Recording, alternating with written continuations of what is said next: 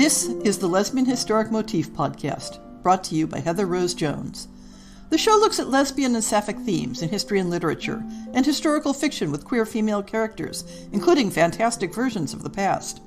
We present research, interviews, news of the field, book listings, and original historical fiction for your enjoyment. For even more historic research, check out our blog.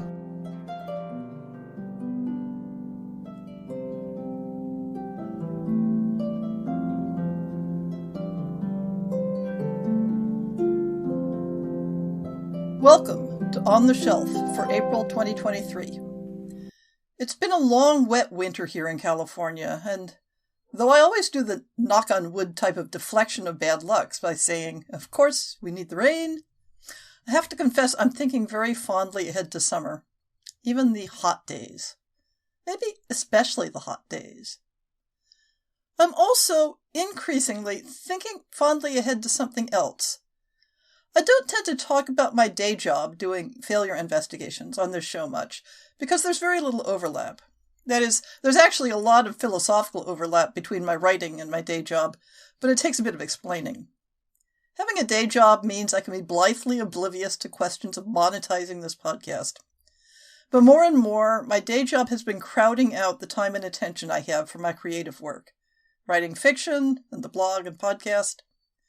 In part, it's because I've been accumulating more managerial duties in addition to my investigation work. In part, it's because my department's headcount keeps getting squeezed and we all have bigger workloads. So in addition to the increasing frequency of working evenings and the occasional weekend, it means that when I do close the corporate laptop, I often don't want to do anything involving braining or staring at computer screens. But there is an end in sight. If you ever spot me concluding a social media post with something like 2 years, 1 month, it's the countdown to my target retirement date. It's depressing to think I might not get back to serious fiction writing until I retire.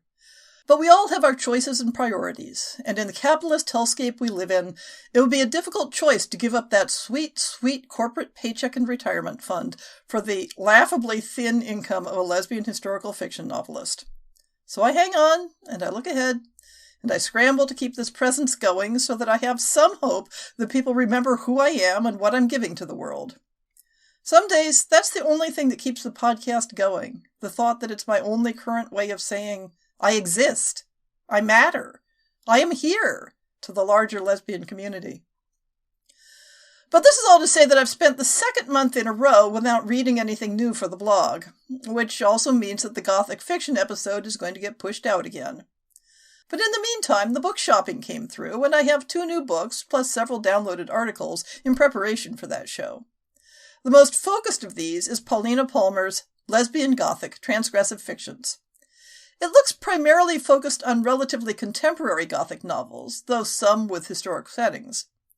The second new acquisition is the Cambridge History of Gay and Lesbian Literature, edited by E. L. McCallum and Mikko Tukkanen, which includes the article The Gothic Novel and the Negotiation of Homophobia by Stephen Broom, although I'll clearly want to cover the entire collection of articles on the blog.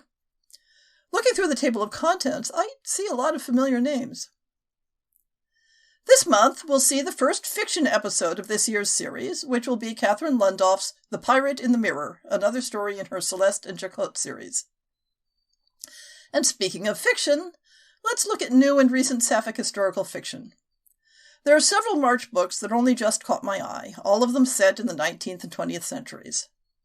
Violet Cowper has put out another book in the Ladylike Inclinations series. Her Venetian Beauty doesn't have a series number on the cover, but it looks like it should be number 4. A fiery beauty and a scholarly spinster. Together, will they find the happy ending they deserve? Alexandra Craven has a secret dream to escape the trap of genteel birth and earn her independent living as a writer. She thinks that accompanying her brother on the grand tour would provide her with enough material. However, when her brother falls ill in Venice, she is left without a guidance and has to look to the timid daughter of their noble host, Veronica Zanotti, for help. Veronica Zanotti, a young lady of more learning than charm, has no secret dreams at all. She is seemingly content to be left alone in her father's library while her sister enjoys the spotlight. However, when a ravishing Englishwoman asks for her assistance, she is plunged into a whirlpool of perilous adventures. Another Regency-era novel, The Enemy Within by Stein Willard, seems to assume that the casual shopper will be familiar with the series the book belongs to, as the descriptive cover copy is very slight. So your guess is as good as mine on this one. With their goal of receiving official pardons from the crown finally in sight, Hirsch and her band of pirate sisters are actively planning for the future. Vows are made and new friendships are formed as the family continues to grow. We get a lot more information on setting and characters for 8 Strings by Margaret DeRosia from Simon & Schuster. Ever since her grandfather introduced her to 8-string marionettes, Francesca has dreamed of performing from the rafters of Venice's popular Minerva Theatre. There's just one problem. The profession is only open to men. When her father arranges to sell her into marriage to pay off his gambling debts, Francesca flees her home. Masquerading as a male orphan named Franco, she secures an apprenticeship with the Minerva's eccentric ensemble of puppeteers. Amid the elaborate set pieces and the glittering limes and the wooden marionettes, she finds a place where she belongs and grows into the person she was always meant to be, Franco. The past threatens to catch up with Franco when his childhood friend Anella reappears and recognizes him at the theater. Now a paid companion to an influential woman, Anella understands the lengths one must go to survive, and she promises to keep Franco's secret. Desire sparks between them, and they find themselves playing a dangerous game against the most powerful figures of Venice's underworld. With their lives and the fate of the Minerva hanging in the balance, Franco must discover who is pulling the strings before it's too late. Moving up to the early 20th century, we have Her Female Husband, The Kindleville Librarian No. 1, by Julianne from Western Michigan Publishing. While many women in 1908 accept their lot in life to marry, rear children, and run a household for their husbands, Sarah, the Kindleville librarian, lives with her own private reasons to resist such a path. Despite having moved to Kindleville to find a husband alongside her best friend Lydia, she has yet to allow any of the local men her favor. For her own reasons, Lydia also avoids tying herself to a man. While she yearns to do a man's job of being a journalist for a fair wage, she faces rejection at every turn. That is, until the day she overhears whispers of a woman in another city doing the unthinkable, living as a man. She can't possibly. Or can she? When the notion of donning men's clothing and pursuing her dreams won't leave her mind, Lydia begins scheming, much to Sarah's simultaneously shock and burgeoning hope. Sarah, however, soon finds herself thrust into the center of local murder investigation. With everything at stake, will Sarah and Lydia get their happily ever after together? Will the Kindleville librarian survive her perilous endeavors and finally find peace with her female husband? I frequently take note when characters in a story fall in the ambiguous territory between gender disguise and transgender identity. When the first couple of books in Elle Dreamer's Heart series came out in 2020, I wasn't sure how to categorize the relationship. Now that the third and final installment has come out, Heart's Home, the author has confirmed that he views the story as a lesbian romance. The previous books were originally published under the author's former name, but have now been released with the byline Elle Dreamer. In the final installment of the Heart series, join Thomas, Rachel, TJ, Charlotte, and all of your favorite side characters as they continue to navigate the highs and lows of the lives they've created.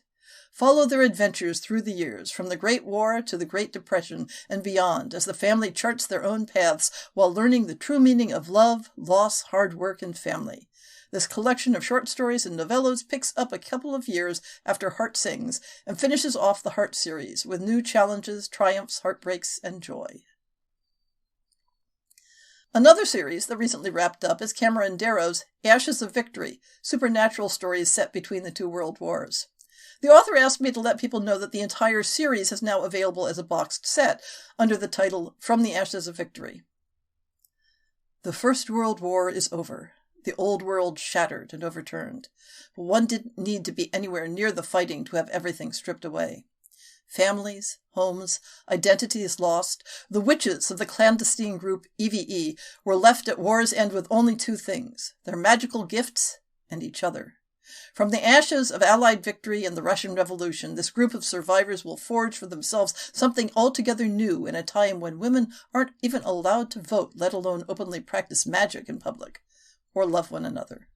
But not all threats to their budding coven come from without. Secrets, lies, and the lingering trauma they've suffered could tear them apart as easily as the war tried to do, and they will have to overcome and embrace all that they are to ensure the peace is a lasting one, and that the horrors of a world war are never repeated.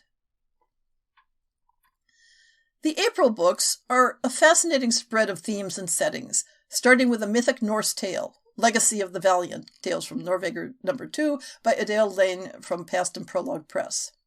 Humble Kay aspires to become more than the petite and consequential young woman her community sees. Persistence pays off when the village holy leaders reveal a prophecy. Kay might actualize her dream of being a hero if she completes 3 seemingly impossible tasks. Princess Solveig, descendant of the famous shield maiden Sigrid the Valiant, believes she was born to accomplish great things, but her poor eyesight, weak constitution, and lack of physical expertise hold her back. Convinced she can never realize her ambitions, Solveig settles for living vicariously through her warrior girlfriend. The appearance of dangerous Jotun wreaking havoc in the kingdom brings the 2 would-be champions together. Solveig feels both threatened and skeptical when Kay arrives in her father's great hall with a magic sword, claiming she's there to save the day after more promising protectors have failed. With many lives at stake, will rivalry push Solveig and Kay apart, or will they inspire each other to realize the greatness both women desire to achieve and to survive the coming battle?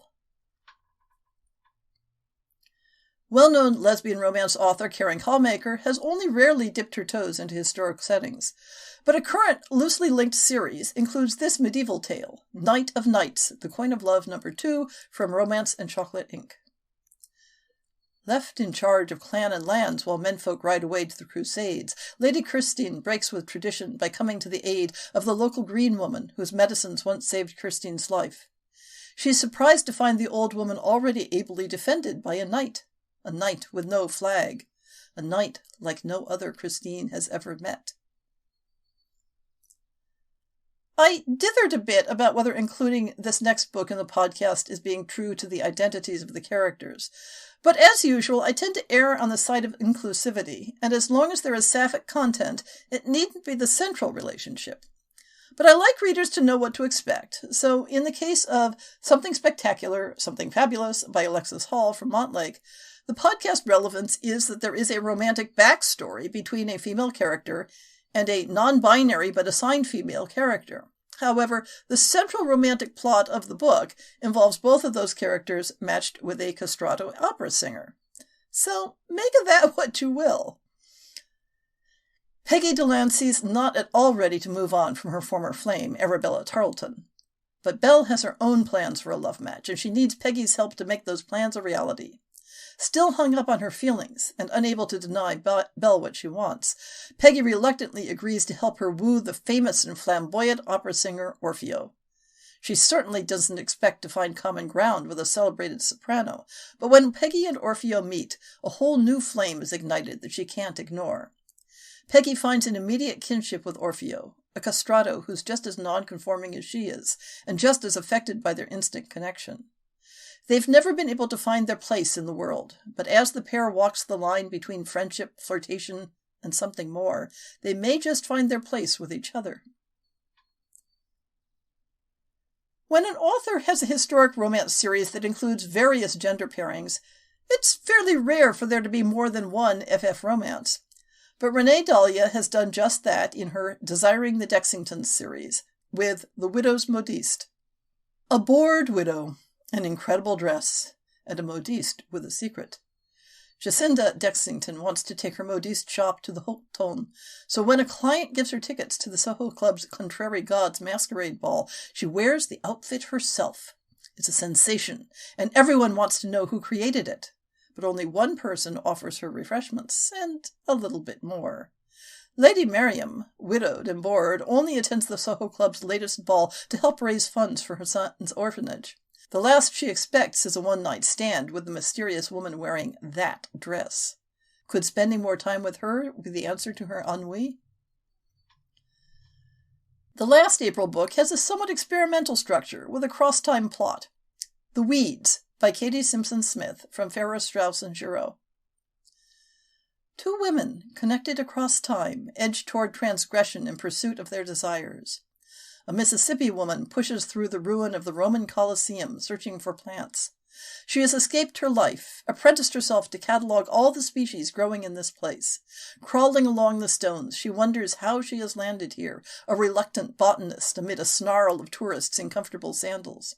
She hunts for a scientific agenda and a direction of her own. In 1855, a woman pushes through the jungle of the Roman Colosseum, searching for plants. As punishment for her misbehavior, she has been indentured to the English botanist Richard Deacon, for whom she will compile a flora. She is a thief, and she must find new ways to use her hands. If only the woman she loves weren't on a boat with a husband. But love isn't always possible. She logs 420 species, through a list of seemingly minor plants and their uses, medical, agricultural, culinary. These women calculate intangible threats, a changing climate, the cost of knowledge, and the ways repeated violence can upend women's lives. They must forge their own small acts of defiance and slip through whatever cracks they find. How can anyone survive? And what have I been consuming since last month? In general, it's been books by authors I've enjoyed in the past, which perhaps indicates that I'm not in an experimental mood. I finished reading Meg Martle's latest holiday romance, Christmas Masquerade, which is a bit of a comedy of manners country house story in which everyone thinks they're playing matchmaker while also being matched by others. I'll give away that the conclusion involves pansexual polyamory, just in case that affects people's inclination to try it. This one didn't grab me as solidly as Martle's previous books, but I admire that she's telling stories that are so expansive in terms of identities and outcomes. My other read was Into the Riverlands by Niveau, which is the third novella in her Singing Hills series, set in an alternate China with light fantasy. The central character is a collector of stories, and as with the previous books, the telling of stories and the way those stories interact with the framing action form a complex structure that offers a slow reveal of hidden secrets. I liked that in this story, that final reveal was so subtle, I had to page back to check on a point where I'd made an unsupported assumption that led me off track. The series continues its tradition of including normalized queer relationships among the characters. Moving over to audiobooks, we have C.L. Clarke's The Unbroken, another historic fantasy that employs an alternate version of an actual historic setting, in this case colonized French Algeria, and a light overlap of fantasy, just enough to keep you guessing about possible plot twists, and is full of normalized queer relationships, including between the two female protagonists. I loved the world building and the romance, but I didn't enjoy the book as much as I hoped due to the body count and a fair amount of gory body horror. That doesn't make it a flawed book, just one that I'm not the target audience for. And finally, my other audiobook is K.J. Charles' latest, The Secret Lives of Country Gentlemen, which matches up a newly inherited Regency baronet who has abandonment issues with the head of a clan of smugglers who is overburdened with a sense of responsibility. This book has the sort of K.J. Charles plot that I love. Very individual characters whose romantic conflict comes from their personal flaws, even as they both try to be good people doing responsible things. I can wholeheartedly understand why they're attracted to each other, and why they have to struggle to get their happy ending. That hasn't always been the case in my recent reading, so it cheers me up greatly. What's been cheering you up in your recent reading? I'd love to hear about it. When adding upcoming titles to my database, I was once again struck by the geography of sapphic historical fiction. These thoughts aren't meant to poke at any particular author or book, but at a cumulative pattern that emerges, and specifically, a pattern that some historic settings seem to exist primarily in a mythic space as far as sapphic historicals are concerned. I can back this up with data from my cumulative spreadsheet. One of the settings I want to highlight is Greece, with the sole exception of a series of World War II set stories by Mary D. Brooks. The titles I'm aware of are set in the classical era or earlier. And of those 16 books with classical Greek settings, only 2 don't appear to have overtly fantastic elements, primarily involving the concrete appearance of the pantheon of gods or movement between the mortal world and that of the immortals. The 2 exceptions are a fictionalized biography of Sappho and a story set in Sparta that stretches historic plausibility but doesn't include any supernatural elements. I think you could probably include the Brooks World War II series as having fantasy elements, and perhaps even classical connections, because as I understand it, the series was originally Xena Uber fanfiction, so there's a premise of reincarnation, and at least one book includes psychic phenomena. But they don't fit the more general pattern on surface level. Now, I will grant you that, with the exception of Sappho herself, researching sapphic themes in classical Greece is a bit tricky, although now that we have an English translation of Sandra Beringer's Female Homosexuality in Ancient Greece and Rome, there's a bit less friction to the process.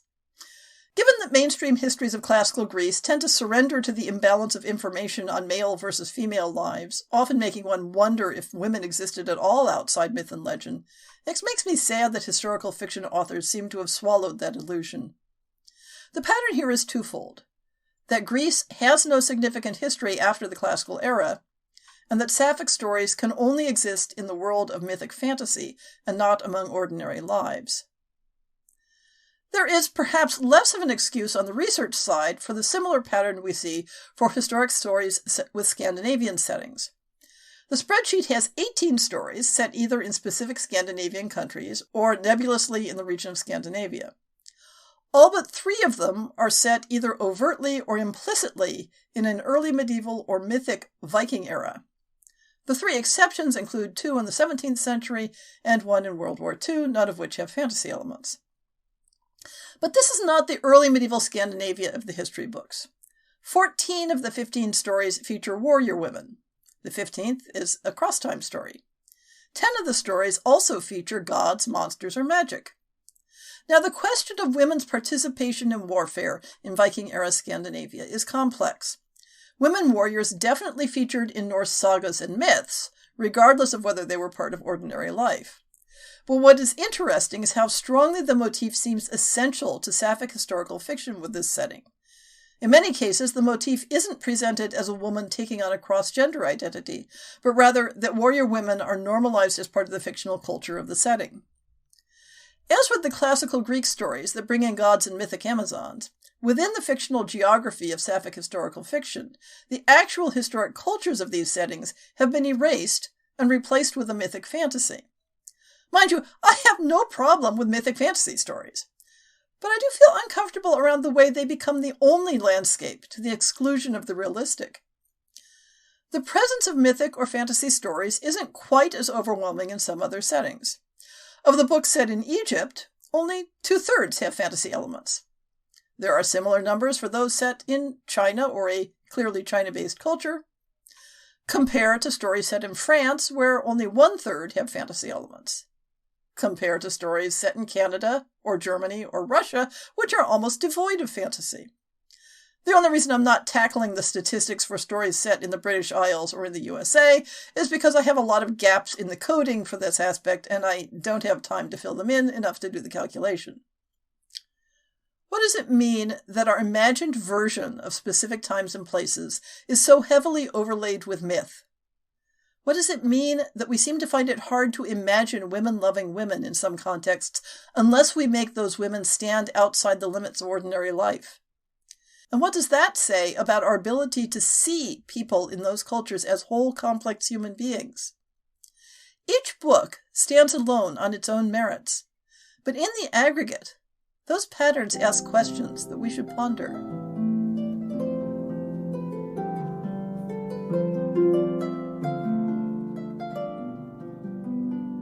I hope you've enjoyed this episode of the Lesbian Historic Motif Podcast. See the show notes for links to people and topics. Most shows will have a transcript linked as well. If you have a book announcement, a topic suggestion, or might like to appear on the show, please drop me an email. If you enjoyed this podcast, please rate it and subscribe on your favorite podcast app, and consider supporting our Patreon.